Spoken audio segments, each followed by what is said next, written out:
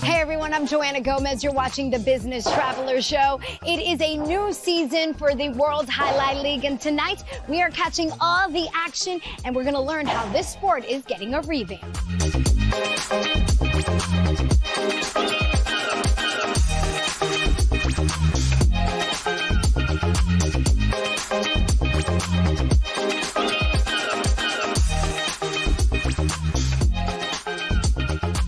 Alai on its own has been around for 100 years. Not a lot of people can say that about sports, that they've been around for that long with so much legacy, and here we are. Absolutely. No, I mean, it's the centennial anniversary, 2024, 100 years of Alai in South Florida, which is a pretty amazing thing to play continuously for a century. Absolutely. It is a very invigorating and exciting sport to watch. For those that really have never really been around Alai, go ahead and explain a little bit of what they're going to experience. Sure. Well, we're the world's fastest ball sport. And that in itself, I think, is kind of amazing because for sports like golf, tennis, any of the racket sports or the ball sports, Alai is significantly faster. Ball goes up to about 150 miles an hour. The ball is extremely hard. The sport is extremely dangerous, and the players wear little or no padding. So they're wearing a helmet. So they're not like football players, all covered up, or hockey players, covered in padding. These guys are very exposed and very open to injury and to danger, and they're just superstar athletes that I think are very underappreciated. I think when people come here and see the sport in person, they're like, wow, this is something special. And how up close they are here at our venue. And you're not sitting, 50 yards up or in the fourth level. I mean, there's going to be 400 or 500 people and everybody is up close. And if you get lucky, you may have a player almost end up in your lap tonight. So. Oh, gosh, that'd be interesting for people that actually get to experience that. But there's also a vibe. There's a lot going on here. Tell us about that. Sure. Well, we've tried to make it very theatrical. We're in Miami and everything is a production. So, we went from just playing the sport of Alai to really producing an evening in the Fronton.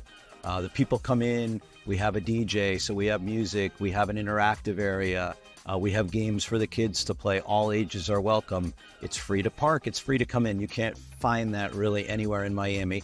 And we've added in an interactive game where people 18 and over can actually bet tonight on their phone, and the top 20 people will win cash prizes at the end of the night. So you can be interactive with what's going on, you can bet, you can enjoy the sport for just the pure sport. There's food, there's drink, there's things happening in between matches. It's a night out in Miami, and we start at 7 at night, so we're usually done by 10. So we want to be the pre-party thing to do in Miami. Yeah, that's a good thing.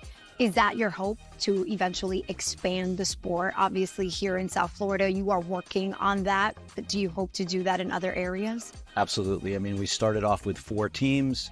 We're in our 5th season. We're now up to 6 teams. We have kids learning how to play the sport and training in Mexico and Spain to come here. But obviously, we want the American kids to get a shot to compete. So we're hoping that whether we do academies right here or we can bring it out to the schools, that we can grassroots grow it. And then, yes, we're also looking to expand not only in the United States, but to bring our brand of Alai across the world. So we're talking to Dubai, we're talking to people in Mexico about this is a different brand of Alai than people grew up playing. It's much faster and it's a team sport. Alai was always an individual sport, but we converted to a team sport. So explain the team aspect of it, because tonight we're going to be able to experience seeing people to cheer for different teams. So we have 6 teams in our league. Tonight you're going to see the Renegades, who are owned by Udonis Haslam, playing against the Warriors. The Warriors are owned by Lawrence Taylor and Ray Lewis, and 2 brothers from Miami, the Borkin brothers. And it's sort of like World Team Tennis. Every team has 6 players. They'll play singles matches and doubles matches. The team that wins the most matches tonight will win the night. Each match is certain points. So as the season goes along, the teams earn points, and then at the end of the year, the 2 teams with the highest amount of points will face off in the championship. You mentioned a lot of celebrities that are involved. Why have that celebrity, let's say, leverage? Is it needed? It's very much needed in Miami, and I think it's very much needed for the sport of Alai. Miami, you need to be cool. You have to be. There has to be a vibe around what you're offering. And having someone like Udonis, 20 plus years playing for the Miami Heat, he's a fixture in the Miami community, super philanthropic, great guy. He owned a team for the first time last season, and his team won the championship.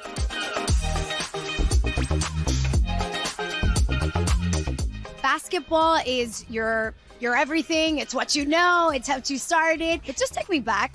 Obviously, we know your career. We know the history, everything that you've done. Why did you decide to be part of something like this? My parents. This is something that they were really, really involved in when I was a kid. I just remember, vividly having those memories in my head when they would come to highlight. When I had the opportunity just to pay tribute to them and in their memory, I wanted to own the team. Because now you're wearing a different hat, let's just say, that you're not used to really wearing. Yeah, it's a little different right now, but I'm still in a leadership role. So I literally took everything that I learned from Heat culture and those leadership things, and I applied them here. And it just works. Connecting guys, having guys be accountable, brotherhood and those type of things. Basketball is known worldwide.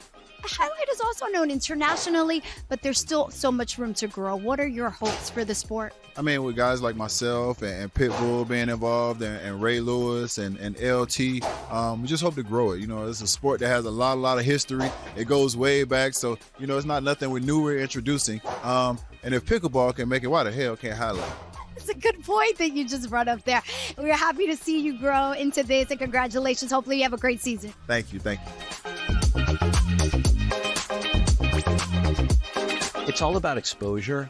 One of my players was talking to me a little while ago, and he ran in the Miami Marathon, and someone actually came up to him and said, "Hey, you look familiar, and what's your name?" "Oh, my name is Jairo.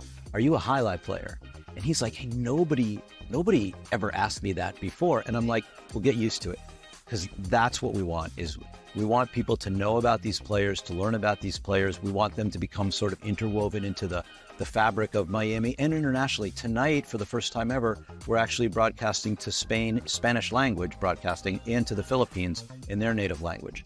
So the idea that we can internationally export this sport, but in the native language of where it's going, that's a huge thing that we're looking forward to this season. Amazing. And I have a feeling you're going to do that. Thank you so much. Thank you very much.